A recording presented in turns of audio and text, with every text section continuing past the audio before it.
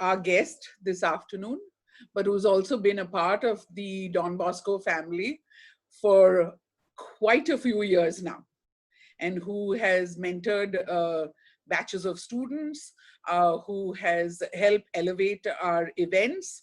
And Jashan, I'm going to embarrass you a little bit because we have to we know you personally, but for all those who are joining us, I'm just going to give them a heads up on all the stuff that you have done.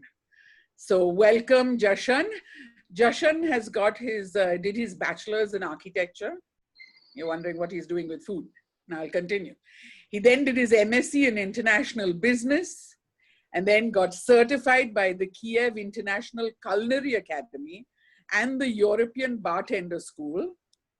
He is the founder of Sugar and Spice, a food-focused design and innovation agency, creating meaningful connections for a sustainable food future. And I'm sure Jashan is going to let us know exactly what that means. Founder of Edible Bites, India's premier 3D printed food. Before I give you a description of what Jashan is going to do, let me explain to you that with Sugar and Spice, Jashan conducted a multi-sensory program with our students that was very well received, and they absolutely had a wonderful time. Then also ran a food 3D printing program with a food specialization group. And so it enhanced the event that was curated by Andre sir and Melroy Chef, along with Meher Ma'am, Susan and Prasad and Glenn, which was all about organs. And it was a little awful. It was a little difficult to do, but we got there and it was beautifully done. For those of you who don't know what that is, it will be reposted on the group, so you can see all those pictures. Please come onto our Facebook page or the Instagram page, and you will see all these beautiful designs. So I am going to get Jashan to carry on, but I just want to let everyone know today Jashan's program is Future Food Technology. Okay, the future of food technology. In this session, he's going to explore how technology has taken over the food industry. He will touch upon robotics, smart kitchens, digital restaurants, retail and delivery systems. And we finally question how the integration of all this kind of technology could alter the job market for the coming years. Before we let Jashan take over the session, to all the students and to everyone who's listening, please, I know it's a tough time. We've come this far. We're definitely going to make it further. Wear your masks, wash your hands, social distancing, and we will all live to tell a tale. So with that, and definitely what Jashan is going to tell us right now is going to be the wave of the future, considering we are now faced with it and we are forced to join it. So thank you, Jashan, and welcome. Thank you very much, ma'am, for that very crisp and concise introduction. Hi everyone, thanks for tuning in. If you do have any questions during the session, please feel free to use the chat box and we'll sort of look into them at the end of the session. Before we begin, let me introduce myself with a little more description. So I'm the founder of Sugar and Space, and you're probably wondering why an architect is here dealing with food. So my love affair with food started many, many years ago, where I was in a dilemma whether I should be a chef or an architect. So I visited a career counselor back in 2010 after college, and I kept wondering, with my skill set and passion, should I follow that dream or should I do what I'm good at in terms of having a technical ability and a sort of love for architecture and buildings. And the career counselor said, well, based on your aptitude, you can do either. So again, unlike many of you, I followed the passion with architecture, but my love affair with food never ended. And I finally, in my final year, I presented an entire model made out of cake and pastry.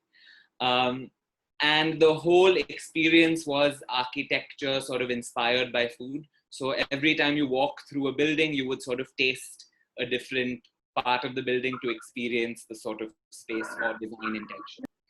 And then I went on to pursue a master's in international business, and I lived in San Francisco for many years. And a lot of the sort of content that we're going to go over in today's session is all thanks to the time I managed to spend in the Silicon Valley and in California, because as you know, it's so influenced and driven by technology. So let's dive straight into it. I'm going to be sharing my screen. So if you can't hear the audio in the first video, please do let me know, and we will get started.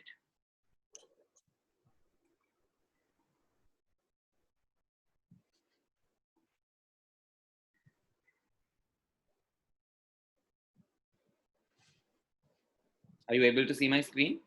Yes, yeah. Perfect. Okay, guys, so let's begin. 4 years ago, we started to wonder, what would shopping look like if you could walk into a store, grab what you want, and just go? What if we could weave the most advanced machine learning, computer vision, and AI into the very fabric of a store so you never have to wait in line? No lines, no checkouts, no registers. Welcome to Amazon Go. Use the Amazon Go app to enter. Then put away your phone and start shopping.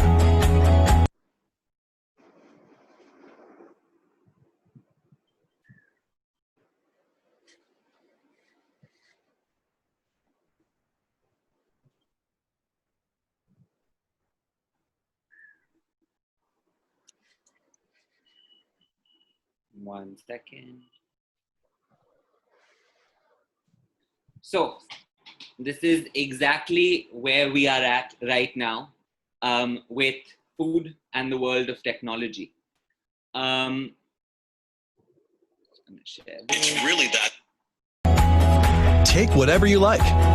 Anything you pick up is automatically added to your virtual cart. If you change your mind about that cupcake, just put it back. Our technology will update your virtual cart automatically. So, how does it work? We used computer vision, deep learning algorithms, and sensor fusion, much like you'd find in self-driving cars. We call it Just Walk Out technology. Once you've got everything you want, you can just go. When you leave, our Just Walk Out technology adds up your virtual cart and charges your Amazon account. Your receipt is sent straight to the app, and you can keep going. Amazon Go. No lines, no checkout. So this is exactly where we're at right now with the face of technology and our food industry sort of across, whether it's across the supply chain. So whether it's actually eating places like restaurants or shopping, for example, that's where we are. So I am just going to look at some things that all of us are really familiar with. So how many of us actually order multiple meals, for example, on digital apps such as Spootsie, or now it's been acquired by Swiggy as of this week? How many of us sort of book our tables or look for restaurants on an app like Zomato? How many of us start maybe ordering our ingredients through voice recognition technology like Amazon Alexa or Google Home? And you will notice that a lot more sort of across the supply chain related to food, which is where all of us might end up working, you sort of see technology and digital media taking over some, if not all, aspects of it. Right now, we're sort of hosting events and sort of tasting experiences through our computers. How would we have ever imagined that maybe a few years ago? So let's first dive straight in to what is food tech. Food tech is basically the intersection of food and technology. It's super simple because you have food and you have tech, right? It's two areas. It's the application and use of technology to improve agriculture and food production the supply chain, the distribution channels, and ultimately consumption. So please note the words that we've highlighted. Technology is here to improve. It's to improve agriculture and the rest of the food system. So it could be food production, like we'll see in the use of robotics in the kitchen. It could be the supply chain, such as food deliveries, or distribution channels like we just saw, and ultimately consumption, which is what we'll also start exploring as well.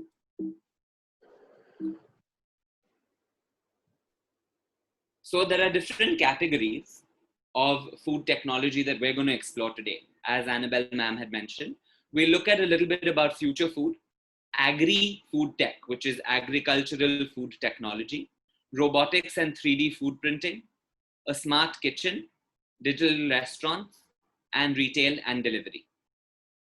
So let's quickly get started with future food. When we're talking future food, we actually are looking at different sort of areas related to sustainability. For example, the technology can be used to help in the future consumption, to solve issues like food waste or nutritional requirements or hunger across the globe.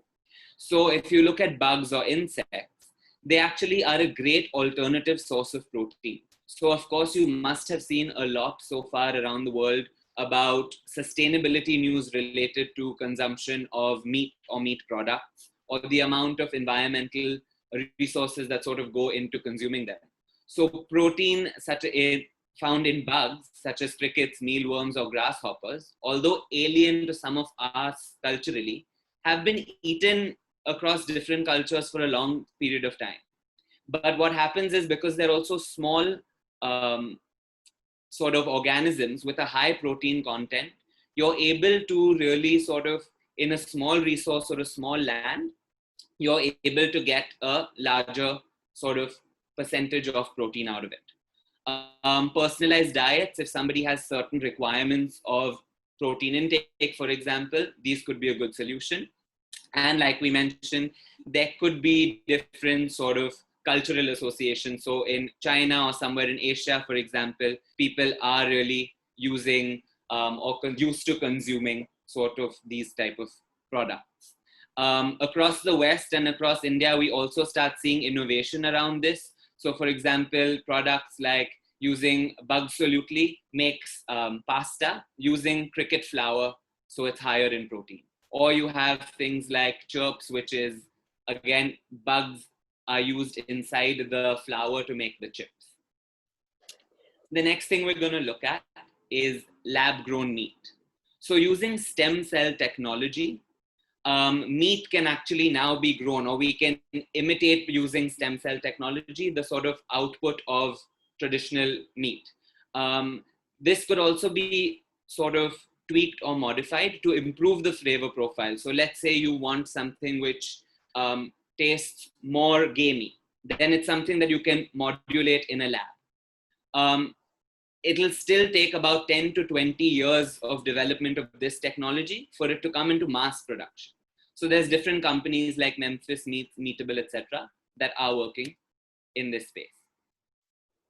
Farmed fish. So that's again something you've probably heard a lot about of. And by the way, India is the world's third largest fish producer. So this is also something that for us in India, with an Indian context and market, could be a very quick growth potential for this one. So with farmed fish, it takes a fraction of livestock to feed and generate the same amount of protein. There's advancements in aquaculture, and it's more like farming than fishing. So you actually have little plots of water designated where the seeds are spawned, they're fed, the fish grow to a certain size, and then you sort of have these farmed seafoods. And then, of course, you have the alternative, which is imitation seafood, which we see a lot of, like mock crab meat, etc. That could start off, you could start off looking at it in this category. Something very popular nowadays across, especially Western Europe and the United States, is plant-based meat.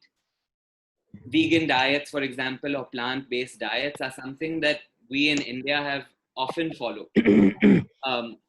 And sustainability the importance of it, healthy alternatives that, taste like real meat. If you're someone who's used to eating a beef burger and you want that flavor, then eating something made out of cauliflower is not going to cut it.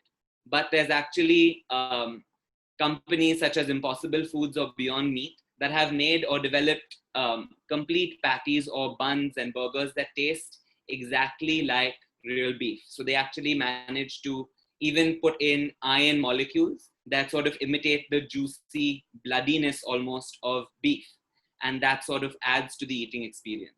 And not only did this start sort of in the restaurants, in their fast food chains, but they've also sort of expanded into retail. So now you can even go to big box like grocery stores and also find these products there. The next thing we look at with future food is algae.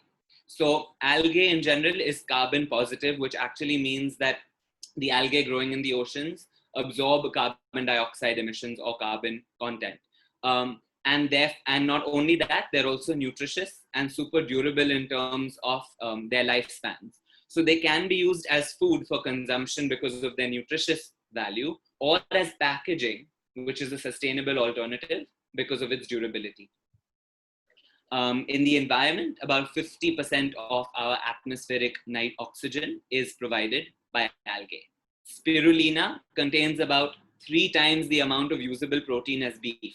So for all of us who sometimes worry about nutrition content, or with a vegetarian diet, how could we sort of get our protein intake? A simple thing like spirulina is a good supplement to add in to up your protein intake.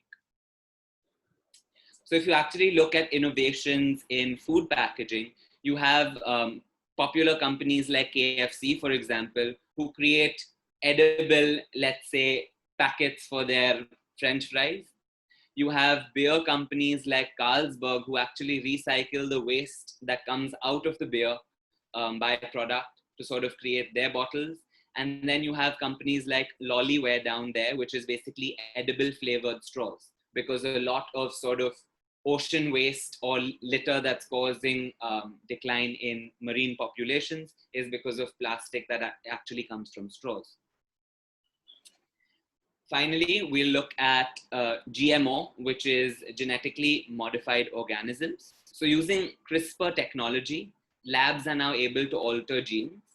There are certain issues related to ethics and regulations because, yes, you can modify, let's say, the genetic makeup of a tomato, and that's fine. But this technology is even, you're sort of able to, let's say, modify the genetic makeup of a human baby. And there's where ethics and regulations sort of come into play, because is it really ethical to change the genetic makeup of a living organism before it is born? Plants in general are more resistant to climate change. And very often they're richer in nutrients than their non-GMO counterparts. So for example, a genetically modified tomato could have more nutritious value than a non-genetically modified tomato. And finally, a lot of health and sort of issues around consumption of sugar in the recent past. And so there's different technology around reducing sugar intake. So there's been a pressure to find ways to make sweet products marketable, profitable, appealing, and palatable. And at the same time, sort of address the health issues that come along with it. So there's certain side effects of artificial sweeteners like a Splenda or things like that. But there are healthy alternatives to sugar which give food the same palatability, appearance, and preserving power. One such technology that's being developed is a lactase enzyme technology, where mushrooms are used to reduce the natural bitterness of cocoa, so chocolate can be made with very little sugar. So by adding in mushrooms to the chocolate, it sort of changes the way you perceive how sweet the chocolate is, and therefore you need to add in less sugar. So again, guys, if you have any questions, please feel free to pop them into the chat. All right, we'll move in to the next part of the session, which is looking at smart kitchen, robotics, and 3D food printing.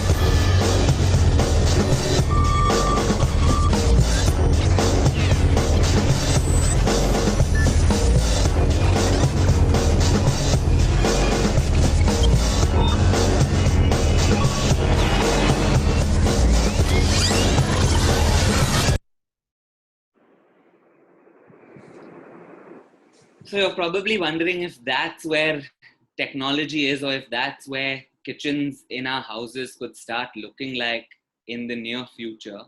What are we going to do? What's going to be our role? So Molly is just one of the many companies that are sort of working with kitchen robotics. And that also sort of means that your role within the space of food, as someone working with food, is very likely going to drastically change or shift in the near future. But there's no need to be worried, because if you actually look at it, a certain, let's say, task that's mundane, for example, like washing the dishes, might be able to be taken care of by the robot.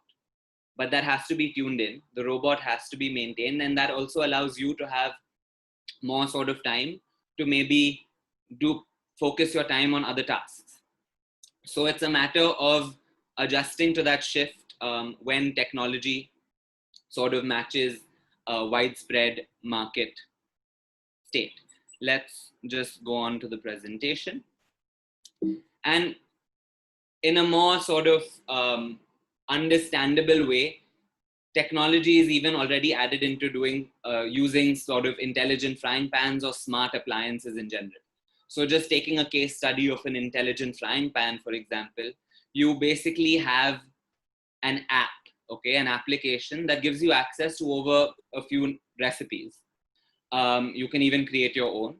There are embedded sensors within the frying pan, which measures the temperature, because so often we have to closely keep an eye on that steak to make sure that it's, let's say, medium rare and not overcooked. And you know better than anyone that a sort of 10-second delay or discrepancy in that could render this overcooked or undercooked. But what if that is sort of managed by technology? There are electronics in the handle which transmit data to your phone via Bluetooth. So let's say the temperature of the gas and how heated the pan is sort of directed to your phone, and then you get a notification or an alarm rings which says your food is ready. That's a sort of softer way to understanding versus having straight away robotic arms sort of in our kitchens, but that's where we could go. So an intelligent frying pan not only gives you step-by-step directions, it gives you real-time guidance, it has embedded sensors, and it increases connectivity through the Internet of Things. And this is sort of what we're doing, because a lot of our appliances nowadays are controlled remotely. So you could have home security systems nowadays that are controlled that way. Don't be surprised when it comes and takes over our kitchen.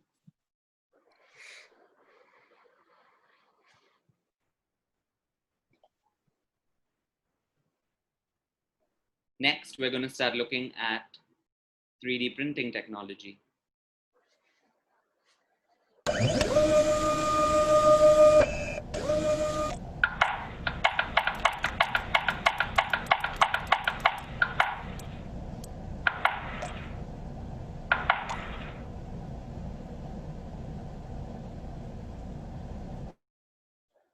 And let me ask you this, without the use of technology, would we currently be able to serve up a drink like that at the bar? And the answer is most likely at this stage, no. So we're looking at going back to the definition of food tech. We're saying it is enhancing a certain experience or offering. When I was living in San Francisco, very often I would walk down Market Street, and there is, in multiple locations, these robot arms that are these sort of booths called Cafe X, where your entire order you can probably pre-order while you're walking to your walking to the space. You're short on time with our current lifestyles, for example. You just enter your pickup code, and the robot arm completely keeps your coffee and order ready for you. Next, we're going to look at something called mind reading menus. And this is by none other than your favorite Pizza Hut.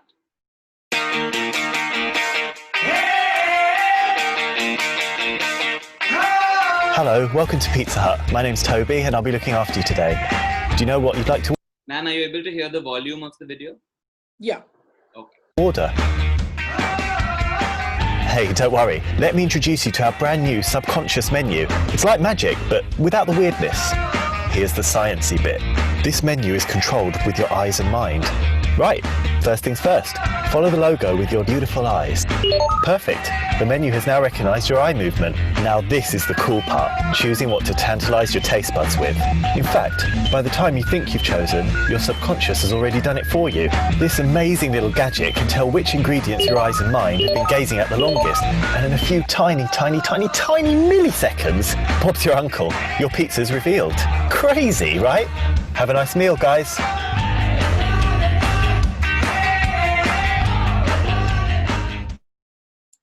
And just sort of imagine if you walked into a restaurant and were handed this sort of iPad or tablet, and it tells you before you sort of tell the waiter what you really want. A lot of us would be freaked out by this, but it's also sort of getting more and more normalized. If you actually look at what Instagram is showing you, for example, it's fed by an algorithm just like this one is. It is sort of completely based on how long you sort of spent looking at an item, what sort of stimulates your mind because that's what's exciting you at the moment, and then they sort of come up with, these were the toppings you want on your pizza. So that brings us to understanding the concept of neurogastronomy, which is basically neuro, which means related to the mind or to the nervous system, and gastronomy is, of course, related to food. It merges science and gastronomy, where by studying the human brain and behavior, we can influence how we experience eating and drinking. So neurogastronomy really seeks to determine how information is merged with the brain to create this sort of perception of flavor. And again, these are nuanced, sort of complex areas that we're just overlooking. If you have specific questions, please feel free to put them in the chat.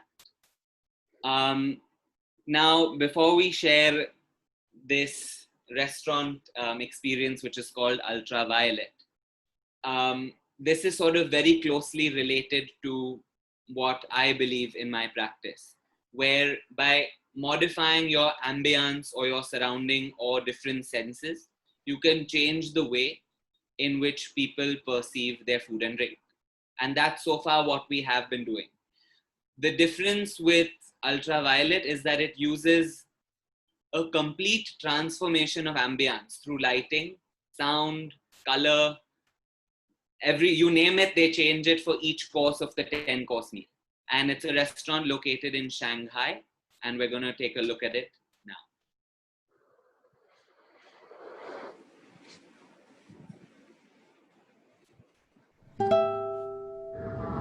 The characteristic of ultraviolet is to try to unite multi-sensorial technology with food.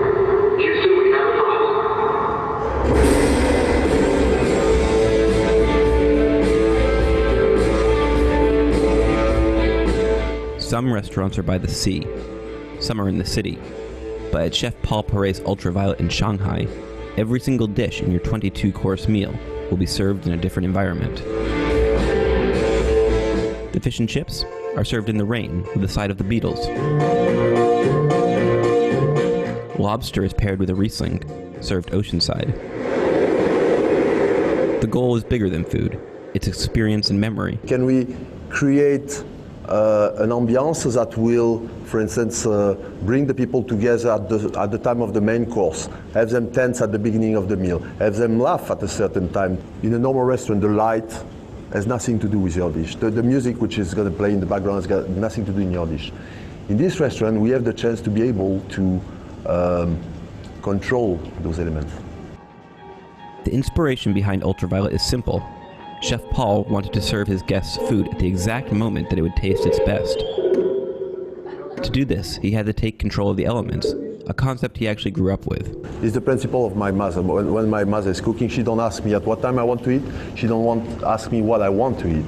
She's cooking a pork chop. When the pork chop is at the peak of the cooking, then she call me, she say à table, I go down and I eat the pork chop at the best of the pork chop. It's not anymore the customer that choose. We have choose everything for him. So that's the big advantage. As projectors change the look of your plate and tablecloth, it's not only the scenery and digital table style that's changing around you. Scents and aromas are injected into the one-table dining room as the music changes with each course. Everything is edible except for the tableware. The experience is so unique, Chef Paul has a hard time defining it. Fine dining is wrong. It's wrong for this one, it's wrong for a lot of restaurants. Ultraviolet in itself is not only about talking about the food or talking about each ambience separate, it's about experimenting the whole evening. In this restaurant, servers outnumber guests by more than 2 to 1. A control room in the kitchen allows the staff to give perfect service while not disrupting any guests.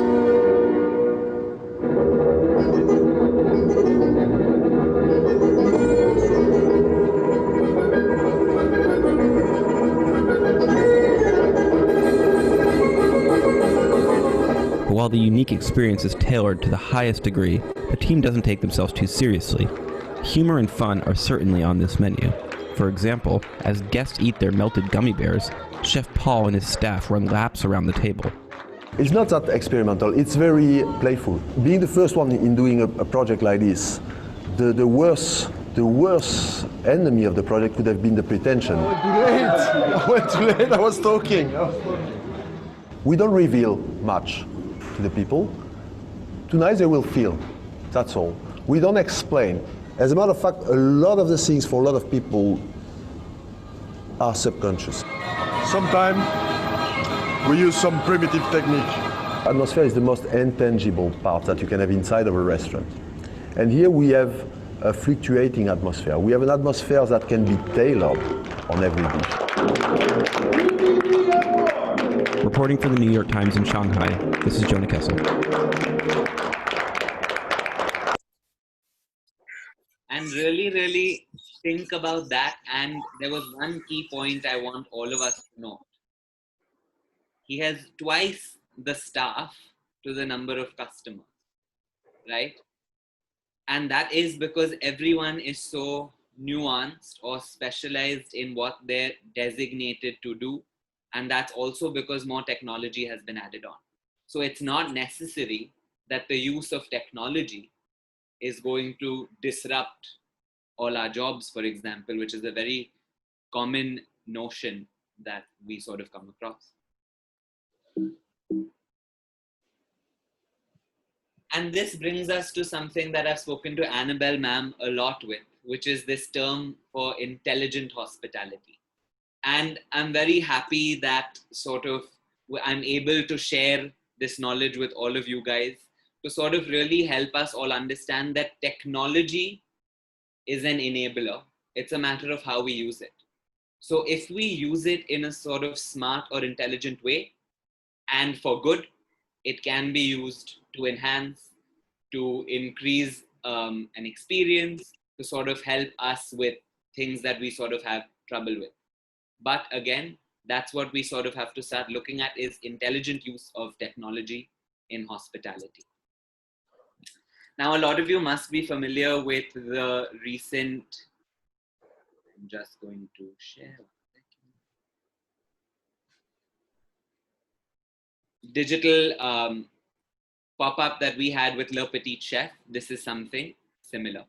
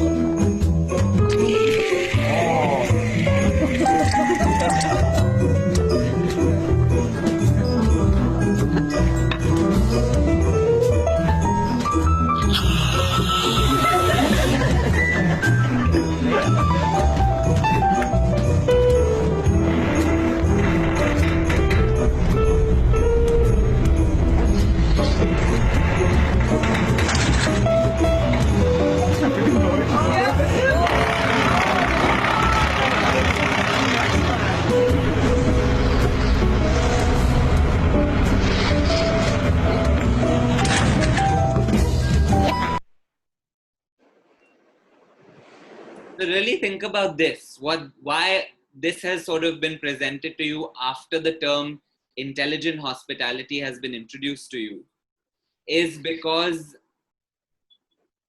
waiting time is something that guests often, let's say, complain about or have an issue with, or we sort of really try to minimize.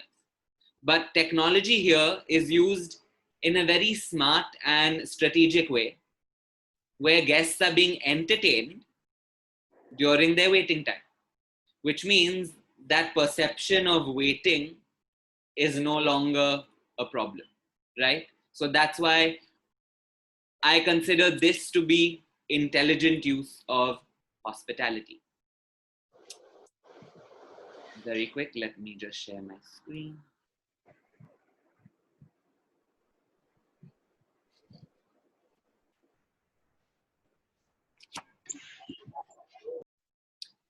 When I was in Berlin last year, I came across this place called the Data Kitchen.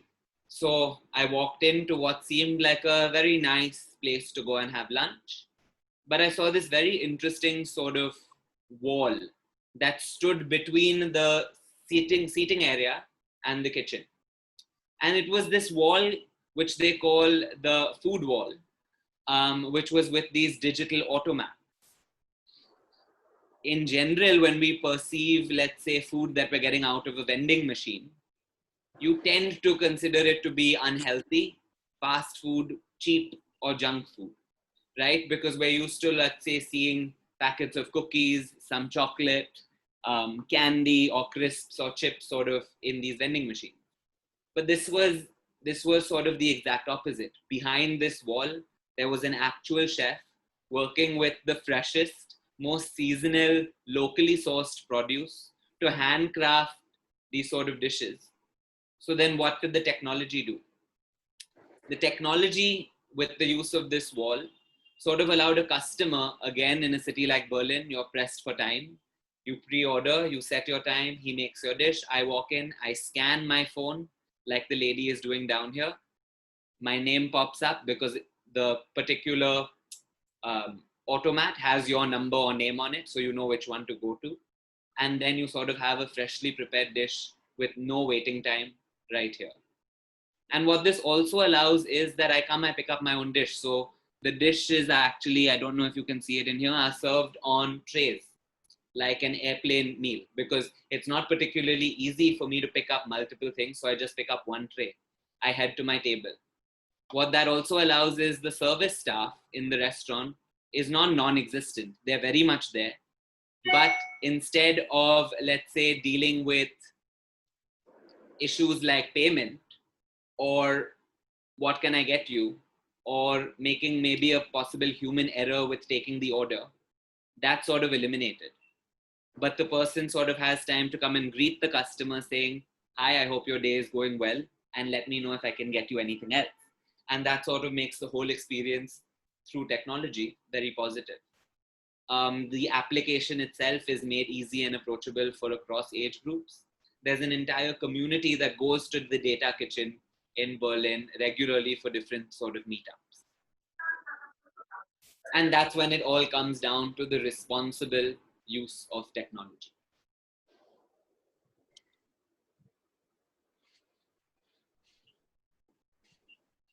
So really, it all comes down to this.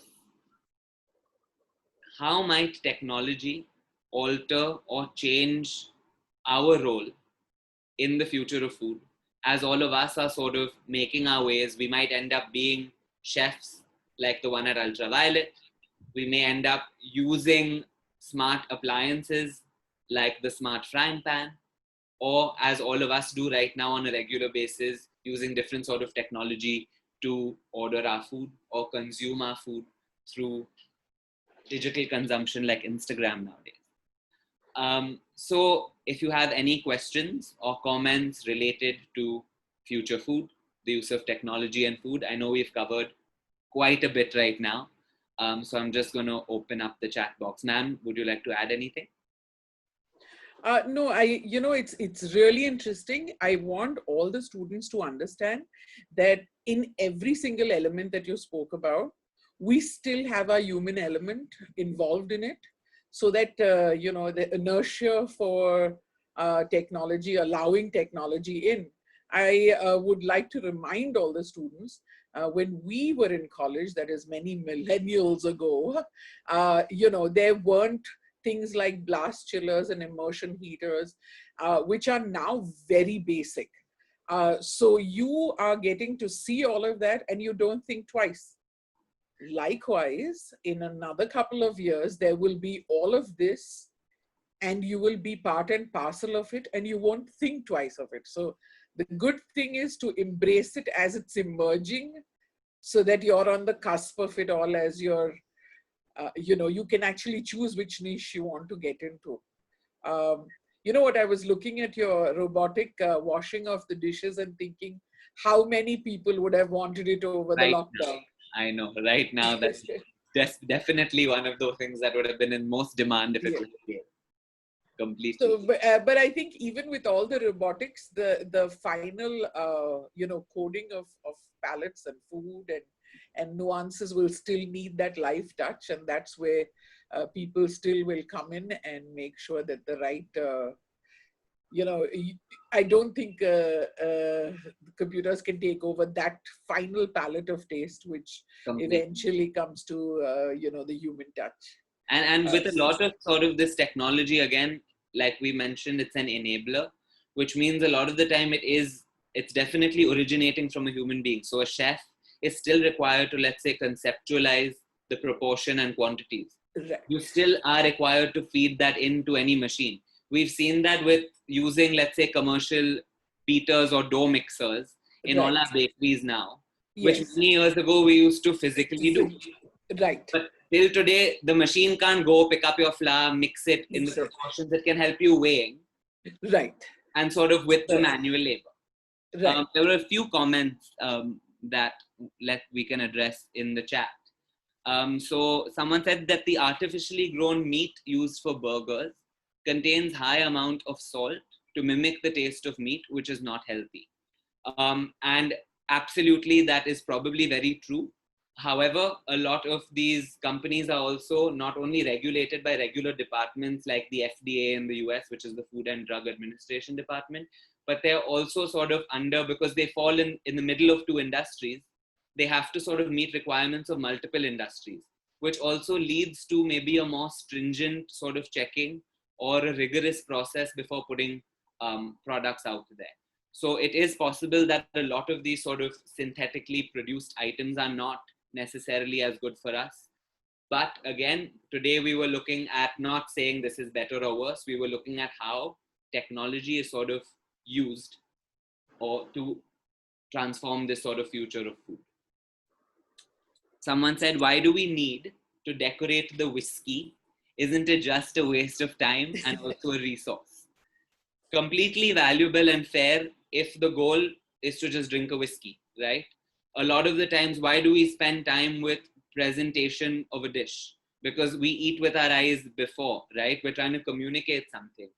What do you think those little spheres that were shot into the whiskey would do to your sipping experience? It's like spherification, where you have these little liquids that are encapsulated in a membrane, right? It's probably similar with that whiskey. So when I take a sip of my drink, I sort of have these pops of flavor that really transform my drinking experience. So yes, it definitely could be a waste of time and is expensive with resource, but it also is bringing you something that currently we may or may not be able to achieve manually. Someone said maintaining such technology is costly, as well as there's depreciation involved, which reduces its value as time passes by. So how do you maintain cost? Completely valid. Like we said, why are we not seeing these sort of things in all our household kitchens today already, right? It's definitely a cost-related thing, and it all comes down to economies of scale. So until they are sort of able to make something extremely affordable, we as average consumers are not going to sort of go on to use them. But what does machinery allow us that we as human beings cannot? After 8 hours of work, we get tired and our, let's say, productivity declines. And we've all done it. We've spent hours in the kitchen toiling away with the heat, and you start off and let's say you have doing 100 cookies decorating an hour. Look at what happens by the 8th hour. Your hand will be hurting, you will be shaking, you will be sweating, and you'll be tired. What happens with that same machine is, because it is not human, it sort of has the same output and the same quality being produced throughout that time. And you're also not required to, let's say, give 8-hour shifts like we try and do with people. You could operate 12-hour shifts twice a day. And it's something that, that is something that could really up and ramp your volumes, capacity, and productivity, if that is something that your business or thing calls for. So I think Jason is raising his hand.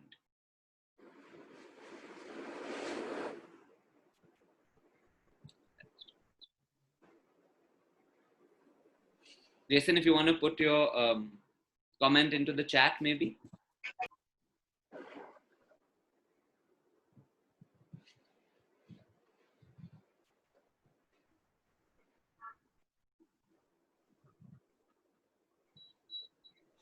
While we wait for Jason, I was just thinking these foods will have to be something that we look at in the future, the plant-based food, because with all the, obviously what we are facing right now was transmitted through through animals. So at some point we will have to stop consuming the way we do.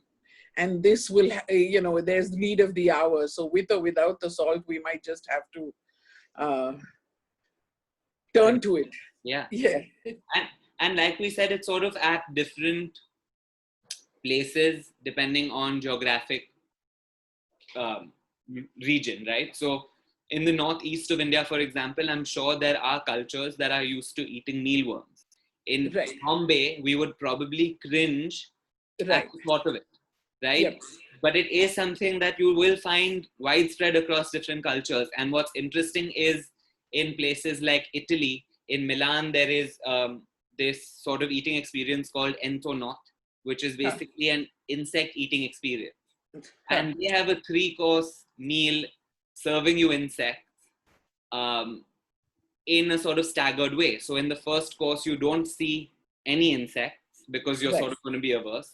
In the second one, you start knowing that there is an insect. And in the third one, for example, they serve you a skewered scorpion. Oh. If you were served a skewered scorpion to begin with, you would have been, oh.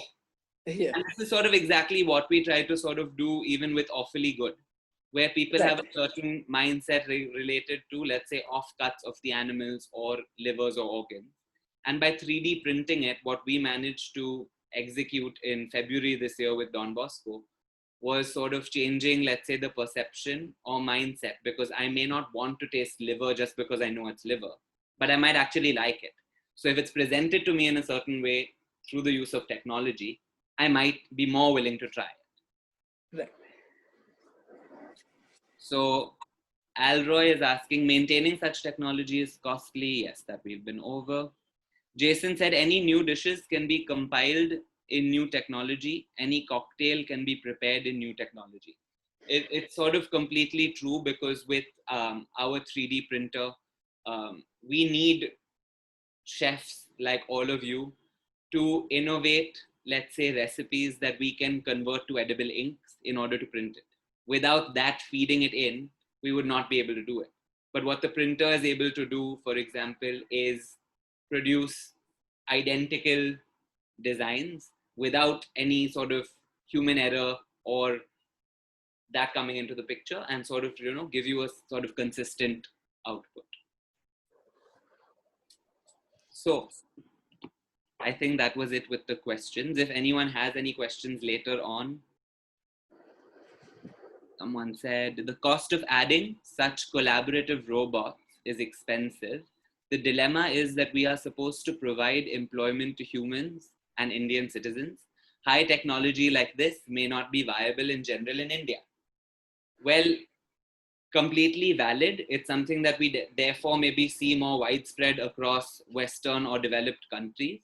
But today, in light of COVID, for example, we want less, even in India, irrespective of having labor available, we still need contactless or contact-free technology for reasons that we've seen today that we didn't expect before. So a lot of this sort of technology being plugged in, I won't be surprised if we see it in the near future being sort of employed in certain ways where feasible, even in our country. So it's definitely something that is true. But like we said, you're not necessarily taking away jobs. You could be creating new jobs through the use of this kind of technology. Hi, Jashan. Can I say hello to you? Hi, Parimal. Yes. Jashan, you are right. In fact, I sell collaborative robots, cobots, and I have had some inquiries during this lockdown period. The point is that the initial cost is quite high. Mm-hmm. And in fact, in India, a cloud kitchen has already installed 2 of these cobots for trials. And a lot of people are thinking about it.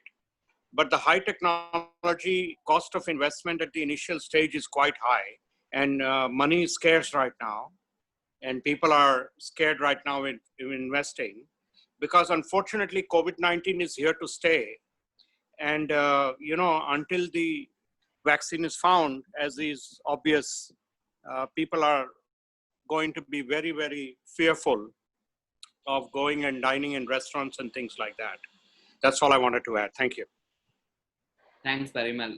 So definitely, guys, right here, we've seen a sort of testimonial to the fact that, yes, no doubt that all your inhibitions of cost, of feasibility, maintenance, all of those things exist with technology, but we've also sort of seen interest, inquiry, or starting to look in that direction. So definitely thank you for that. Someone asked a question specific to food printing. How far could one incorporate 3D printing with food? And ma'am, if you don't mind, I'll reveal that next week I'll be back. Yes. To talk specifically about 3D printing with food. So you guys will see the printer itself as well as answer all specific questions related to 3D food printing. Thank you so much for having me, and thanks to everyone for tuning in today. Thank you so much, Jashan. We look forward to seeing you same time next Thursday. We will be posting the link and the all the details about the next webinar. Thank you so much, and to all the students, this is to expand your mind at a time when we are sitting and contemplating how the future is going to be. You never know where you will find your niche. I hope this gives you a broad spectrum of what is going to come, and maybe you will find your niche then. Thank you so much. And to, first is I have this whole back-end team that I need to thank, which is Chef Melroy and a couple of students like Rahul and Justin, who are co-hosting to make sure that this program runs properly. I have Andre sir, Susan ma'am, Roma ma'am, and Prasad sir, who are the webinar team who get everything done. Saumil from Color Spot, who does all our ads. And this doesn't happen because, we are just, trying to figure out what to do during this lockdown. We genuinely, at Don Bosco College Hospitality Studies, want outcome-based learning, which means we constantly bring in this kind of intelligence to make sure that we increase the value of education, increase the outcome of what's going to happen with your entire 3-year experience with us. So, Jashan, we look forward to seeing you next Thursday. Thank you very much. And to everybody that's come, thank you. Thank you so much.